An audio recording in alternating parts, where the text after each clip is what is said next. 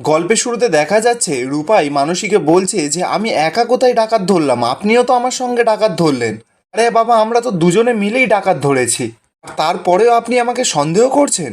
মানসী তখন সকলকে বলছে, এই তোমরা সবাই শুনলে তো, সত্যিটা সকলে শুনে নিলে। তোমাদের সবাইকে বাঁচাতে না মানসী মল্লিকের অবদান কিন্তু ভুললে চলবে না। এই সৌম্য, তুই শুধু পুলিশে খবর দিলি কেন? টিভি চ্যানেলগুলোকেও একটু ডাক, ওরা একটু এসে ক্যামেরা ট্যামেরা নিয়ে একটু ব্রেকিং নিউজ করবে। আকি তখন বলছে, এবার তুমি একটু চুপ করো, আমার কথাটা বলতে দাও। আকি এবার রূপাইকে বলছে, এই যে তুমি নিঃস্বার্থভাবে আমাদের প্রাণগুলো বাঁচালে, তার জন্য কিন্তু তোমার একটা উপহার পাওনা আছে। তুমি কাল সকালের মধ্যে ভেবে বলো তো যে তুমি আমার থেকে কি চাও। এই যে উকিল বাবু, আপনি তো যখন আমাদের এই রূপাই প্রথম এই বাড়িতে এসেছিল তখন তো খুব বলেছিলেন যে এই মেয়ে এই বাড়ির যোগ্যই নয়। তা এখন কি এই মনোভাব একটু বদলাবেন নাকি, নাকি সেই একই থেকে যাবে? মিশকা তখন বলে ওঠে, রূপাই তো ওর বস্তিতে এরকম গুন্ডা টুন্ডা পেটাতো, তার এখানেও পিটিয়েছে। বাবা তো আর এত বোকা না যে এই সামান্য গুন্ডা মারাতেই বাবার ওপিনিয়ন বদলে যাবে, তাই না বলো বাবা? একটু তখন সকলকে চিৎকার করে বলছে যে বদলে গেছে আমার ওপিনিয়ন, রূপায়ের সম্পর্কে আমার সম্পূর্ণ ওপিনিয়নটাই বদলে গেছে। আমি এতদিন এই মল্লিক বাড়ির পটবৃক্ষ রক্ষাকর্তা এইরকম ভাবতাম আর জাহির করতাম, নিজেকে বিশ্বাস করাতাম আবার অন্যকে বিশ্বাস করতে বাধ্য করতাম। আমি মনে করতাম এই বাড়ির প্রত্যেকটা সদস্যর ভালো মন্দ সুখ আমার থেকে ভালো কেউ বুঝতে পারবে না। কিন্তু আজ একটা ঝোড়ো হাওয়ায় আমার এই সমস্ত বিশ্বাস সমস্ত দণ্ড ভেঙে চুরচুর হয়ে গেছে। তখন সত্যি সত্যি একটা ভয়ঙ্কর বিপদ মল্লিক বাড়ির পরিবারের ওপর এলো। তখন আমি কিরকম একটা অকেজো অপদার্থর মতন অসহায় অবস্থায় বসে পড়লাম। তারপর আমি আবার কি করলাম, রূপাই যেই বলল, সুরসুর করে নিজের ঘরে গিয়ে লুকিয়ে পড়লাম। আর রূপাই আমার গোটা পরিবারকে বাঁচানোর জন্য নিজের জীবনটাকে বিপদের মধ্যে ফেলে অতগুলো ডাকাতদের সঙ্গে লড়াই করে এই মল্লিক বাড়ির প্রত্যেকটা সদস্যদের প্রাণ বাঁচিয়ে দিল। জানো তো মা, আমি যখন উকিল ছিলাম তখন আমি প্রচুর কেস জিতেছি। জিততে জিততে জেতাটা আমার অভ্যেসে দাঁড়িয়ে গেছিল, আর আজ তাই এই প্রথম তুমি আমাকে হারিয়ে দিলে।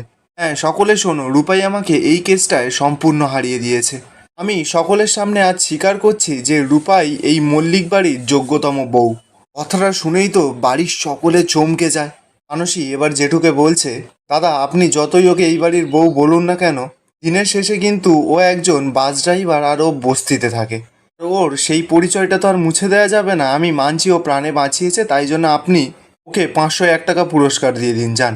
আকি তখন এবার মানসীকে ভালো করে উচিত শিক্ষা দিয়ে দেয়, বলছে যে শোন, ও কিন্তু আমাদের সকলের প্রাণ বাঁচিয়েছে, ওকে না এতটা ছোট করিস না। আর কত নিচে নামবি তুই? এখনও এত কিছুর পরে তো কৃতজ্ঞতা বোধ তো নেই, উল্টে ওকে বাস ড্রাইভার বস্তির লোক এসব বলে এখনো অপমান করে যাচ্ছিস। ছি ছি ছি ছি। জেঠু এরপর জেঠি মানে মোহনাকে বলছে, মোহনা আমি না এখনো রূপায়ের বাস ড্রাইভার হওয়াটা মেনে নিতে পারছি না। তবে আমি বাস ড্রাইভারকে ছোট করছি না, তাদের পেশাটাকেও ছোট করছি না, কিন্তু তারা তো বাধ্য হয়ে করে। তারা কখনোই চায় না যে ওরা যেই বাস চালাচ্ছে তার সন্তানরাও সেই বাসই চালাক। তারা স্বপ্ন দেখে যে তাদের সন্তানরাও বড় হবে। তাই কোথাও রূপাই বাস চালালে আমার মানে মল্লিক বাড়ির সম্মানে লাগে। তাছাড়া রূপাইয়ের মতন একজন এত ব্রাইট ব্রেন, এত শার্প ব্রেনের মেয়ে, এটা শুধুমাত্র বাস চালিয়ে নষ্ট হয়ে যাবে, এটা কিছুতেই হতে পারে না। ও আরও অনেক বড় কাজ করবার জন্য জন্মেছে। এই যে ও একটা মেশিন তৈরি করতে চলেছে, সেটা যদি তৈরি করে ফেলে তাহলে তো ওর জীবনটাই পুরো পাল্টে যাবে। ও একজন মল্লিক বাড়ির পরিচয় হবে।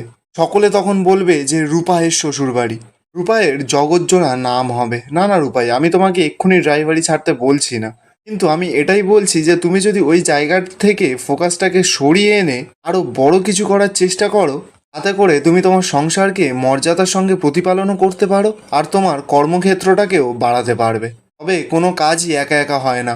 তোমার স্বামী আছে কি করতে, স্বামীর হাত ধরেই স্ত্রীর হবে উত্তোলন। এরপর জেঠু ইয়ানকে সরাসরি বলে, রূপায়ের সঙ্গে যদি কোনো ঝগড়াঝাটি করারই হয় তাহলে চার দেওয়ালের মাঝেই করে নেবে, আমাদের সকলের সামনে কিন্তু একদম করতে এসো না। আর হ্যাঁ, আমি সকলকে আর একটা কথাও বলে রাখি, তোমরা কি মতামত বা তোমাদের কি বলতে চাও সেসব আমি কোনো কিছুই শুনতে চাই না। রেহান কি বলবে, রূপাই কি বলবে, আমি সেটাও শুনতে চাই না। আমি একটা কথাই বলবো যে রূপাইকে আমি আর কোনোদিনও এই বাড়ি থেকে বের করে দেব না। বাড়ির সকলে তো কথাটা শুনেই পুরো চমকে যায়। রূপাই এরপর ছুটে গিয়ে জেঠুর পায়ে হাত দিয়ে প্রণাম করে। রূপাই জেঠুমণিকে বলছে, জেঠুমণি আমি একটা কথা বলবো। জেঠুমণি তখন বলছে, হ্যাঁ বলো। রূপাই তখন বলছে, আমি না আপনাকে ভয়ে একটা কথা বলে উঠতে পারিনি। আপনার কথাবার্তা, আপনার হাবভাব সবটা জানো তো আমার বাবার মতো। তবে আমার বাবা হয়তো আপনার মতন এতটা শিক্ষিত ছিলেন না, তবে আপনাদের দুজনের মনটা এক্কেবারে এক। জেঠু এরপর কাঁদতে শুরু করে দেয়, আর কোনো কথাই বলতে পারে না, ওখান থেকে চলে যায় কিছু না বলে। এরপর দেখা যাচ্ছে মিশকা তো মানসীর কাছে যায়। মানসী তখন মিশকাকে বলছে, এ তো অনেক উঁচু গাছে নৌকো বেঁধে ফেললো মিশকা, এবার তো এই মেয়ের তড়ি ডোবানো চাপের হয়ে গেল আমাদের জন্য। মিশকা তখন বলছে, দাঁড়াও না, এখনো তো ইঞ্জিনটা জ্বালানো বাকি আছে, তুমি এত চিন্তা করছো কেন? বাবা না হয় অ্যান্টি পার্টি থেকে রূপায়ের পার্টিতে গেছে, কখন আবার অবস্থা অনুযায়ী অ্যান্টি পার্টিতে ফিরে আসবে সেটা বলা যায় না। দল বদলের জামানা কাকিমণি, কে কখন কার দলে নাম লেখাবে সেটা বলা যায় না। এদিকে দেখা যাচ্ছে মোহনা মানে জেঠি মধুমিতা দাঁড়িয়ে আছে দেখে মধুমিতার কাছে যায়, গিয়ে বলছে, তুমি গাড়ি এনেছো? কখন বেরোবে এবার তুমি? তাড়াতাড়ি বেরিয়ে পড়ো, অনেক রাত হয়ে গেছে। আর বেশি দেরি করো না, দেখলেই তো বাড়িতে কেমন একটা ঘটনা ঘটলো। রূপাই এসে সকলের প্রাণ বাঁচিয়ে নিল। বেকার বেকার আর দাঁড়িয়ে থেকো না, যাও তুমি এখন এখান থেকে। মধুমিতা এরপর মনে মনে বলছে, এতদিন পর আমি তোকে পেলাম রেহান, কিন্তু আমার তো এবার ভয় করছে। আজকের ঘটনাটা আমাদের মধ্যে দূরত্ব বাড়িয়ে দেবে না তো? আমি সহ্য করতে পারবো না, কিছুতেই সহ্য করতে পারবো না। এরপর কিছুক্ষণ সময় কেটে যায়। মধুমিতা মিশকা আর মানসীর ঘরে যায়। মানসী তো এবার মধুমিতাকে বার খাওয়াচ্ছে, বলছে যে, আমি তো মিশকাকে বারবার বলেছি যে রেহানের পাশে রূপাইকে না, তোমাকেই সব থেকে বেশি মানাচ্ছে। তখন তো আর জানতাম না যে তুমি রেহানের এক্স গার্লফ্রেন্ড ছিলে, মানে ওই আর কি এক্স বন্ধু, যাই হোক না কেন। মিশকাও তখন মধুমিতাকে বলছে যে, তোমরা যে এখনো দুজন দুজনকে পছন্দ করো সেটা কিন্তু আমরা বুঝতে পেরেছি, হ্যাঁ। মধুমিতা তখন বলছে, না না, ব্যাপারটা সেরকম একটা নয়।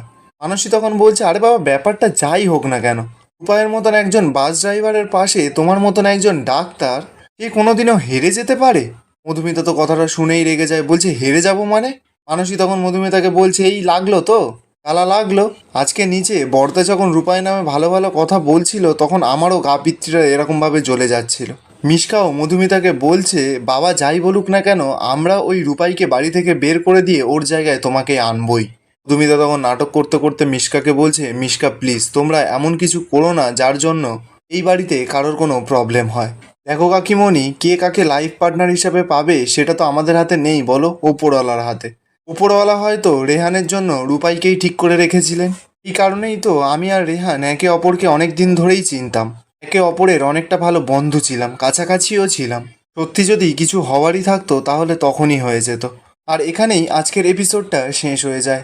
আপনাদের সকলের কি মনে হয়, রূপাই কি পারবে এই মল্লিক বাড়ির সকলের মন জিতে নিয়ে এই বাড়িতে থেকে যেতে? কমেন্টে অবশ্যই জানিয়ে যাবেন আপনাদের মতামত।